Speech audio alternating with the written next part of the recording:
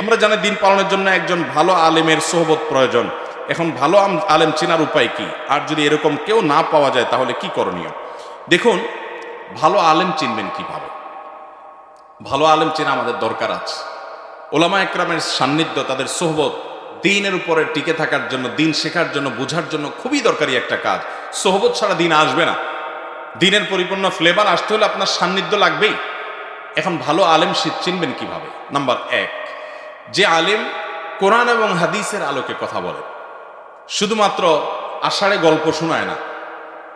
কোরআন হাদিসের সাথে সামঞ্জস্যপূর্ণ গল্প, ঘটনা, শিক্ষা থেকে অবশ্যই আমাদের ঘটনা, শিক্ষণীয় বিষয়গুলো গ্রহণ করতে হবে। কোরআনে একটা বড় অংশ জুড়ে কিন্তু ঘটনা বলি আছে, অতএব সেগুলোর কোনো দোষ নাই। আবার ওইগুলাকে নিয়ে ট্রল করবেন না, কারণ কোরআনে কারিমে একটা বড় অংশ জুড়ে ঘটনা আছে না নাই?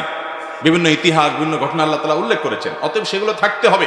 কিন্তু তার পাশাপাশি একজন আলেম, তিনি কোরআন এবং হাদিসের আলোকে মানুষকে পথ নির্দেশ করবেন। এটা হবে তার ভালো আলেম হওয়ার প্রথম মার্কা। মার্কা নম্বর দুই, তিনি ভালো আলেম হওয়ার মার্কা হলো তিনি নিজে যা বলেন সেটার আমল তিনি করেন। তিনি শুধু মানুষকে ওয়াজ করেন না, যেটা ওয়াজ করেন সেটা অনুযায়ী কি করেন? আমল করেন। এটা দেখলে বোঝা যাবে এই লোকটা কি ভালো আলেম। মার্কা নাম্বার তিন, একজন ভালো আলেম, নেককার মুত্তাকি আলেমের মার্কা হবে যে তিনি ফরজ আমলের পাশাপাশি নফল আমলের পাবন্দি করবেন। তিনি রমজান রোজা তো রাখবেনই আলেম মানুষ, পাশাপাশি আইয়ামে বীজ, সোমবার বৃহস্পতিবার রোজাগুলো রাখার চেষ্টা করবেন। এগুলো না থাকলে আবার, নফল আমল না থাকলে আবার কাউকে বাতিলের খাতা ফেলে দিয়েন না, খবরদার। এটা হলো অত্যধিক ভালো হবে যদি ফরজের পাশাপাশি তার ভিতরে নফলের পাবন্দি থাকে। তাহাজ্জুদ, ইশরাক, চাষ, ব্যক্তিগত আমল, নামাজের সৌন্দর্য, এটা একটা বড় বিষয় যে কত ধীরস্থিরতার সাথে, কত সুন্দরভাবে কে কত নামাজ পড়ে, তিনি আল্লাহর কাছে তত প্রিয় বান্দা। আর ভালো আলেম এর আরেকটা বড় মার্কা হলো যে দুনিয়ার মোহ নাই, দুনিয়ার মোহ নাই, দুনিয়ার প্রতি আসক্তি নেই। দুনিয়া বাঁচার দরকার আছে দুনিয়াতে টিকে থাকতে হলে, কিন্তু দুনিয়ার প্রতি পাগলামি, মাতলামি বা নেশা নাই।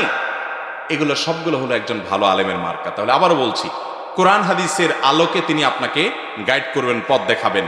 কোরআন হাদিসের রেফারেন্স দিয়ে কথা বলেন, কোরআন হাদিস অনুযায়ী আমল করেন, এটাকে মূল রাখেন। এর বাইরে বিভিন্ন ভালো ঘটনা, ভালো শিক্ষণীয় বিষয়, উপমা, এগুলো তো দিবেনই।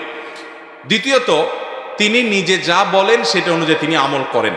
তৃতীয়ত, তিনি ফরজ আমলের পাশাপাশি নফল আমলেরও পাবন্দি যতটুকু হোক করেন, এবং সেই সাথে তার নামাজের সৌন্দর্য বিশেষভাবে অনেক সময় নিয়ে সুন্দর করে নামাজ পড়েন।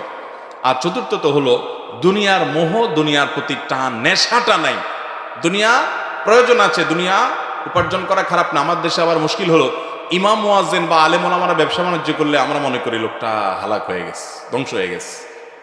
অথচ সাহাবীরা বেশিরভাগই, প্রায় সবাই কি করতেন? ব্যবসা বাণিজ্য টুকটাক করতেন। আপনি ভারতে যান, দারুল উলুম দেওবন্দের উস্তাদদেরকে দেখেন, বেশিরভাগই দেখবেন কোনো না কোনো ব্যবসা বাণিজ্যের সাথে জড়িত আছেন। আপনি মক্কা মদিনায় যান, হারামাইনের ইমামরা, এমন ইমাম মুয়াজ্জিন একজনও পাবেন কিনা আমার সন্দেহ, যার কোনো না কোনো চাকুরি বা ব্যবসা বাণিজ্য কিছু একটা নাই। গোটা সৌদি আরবে একই দশা। শুধু আমাদের দেশে হুজুররা কিছু করলেই তাদের অবস্থা খারাপ। হুজুররা করলেও দোষ, না করলেও দোষ। কিছু না করলে দোষ হলো যে হুজুররা শুধু পরেরটা খায়, কিচ্ছু করে খায় না। আর করতে গেলে বলে হুজুর মানুষ, শুধু টাকার পিছনে ঘুরে। বেচারা হুজুররা দাওয়াতে যদি টাইম মতো চলে আসে, বলে যে দেখছো খানা হইলে হুজুররা আর দেরি করে না, একবারে টাইম মতো হাজির। আর যদি দেরি করে যায় তো বলে হুজুরের কোনো টাইম জ্ঞান নেই। তো হুজুরদের প্রতিটা কথা কথা দোষ ধরার মতো লোক এদেশে প্রচুর আছে। এই দেশে দুই শ্রেণী মানুষের উপরে সবচেয়ে বেশি ফতোয়াবাজি চলে, অর্থাৎ ফতোয়ার নামে ভুলভাল ফতোয়া দেওয়া চলে। তার একটা হলো মহিলারা, তাদের উপরে ফতোয়াবাজি খুব বেশি চলে। আর একটা হলো ইমাম সাহেব।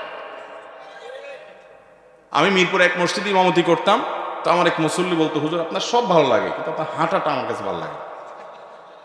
একটা ব্যক্তিত্বপূর্ণ হাঁটা হাঁটবেন কি? আপনি নাইসে নাইসে হাঁটেন, হাঁটার কোনো সৌন্দর্য নাই। তো আমি ভদ্র করে বললাম, আপনি কি আমাকে বিয়ে টিয়ে করার প্ল্যান করছেন? আমার হাঁটা দিয়ে আপনি কি করবেন?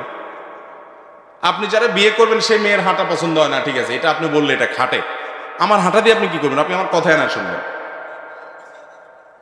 তো আমাদের দেশে মানুষ ইমাম সাহেবদের দোষ ধরার জন্য আর জিনিস খুঁজা পায় না।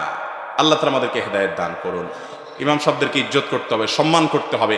ওনারা আপনাদের ইমাম বা নেতা, তাদের সাথে চাকর সুলভ আচরণ করা যাবে। আল্লাহ তাআলা আমাদের সবাইকে তৌফিক দান করুন।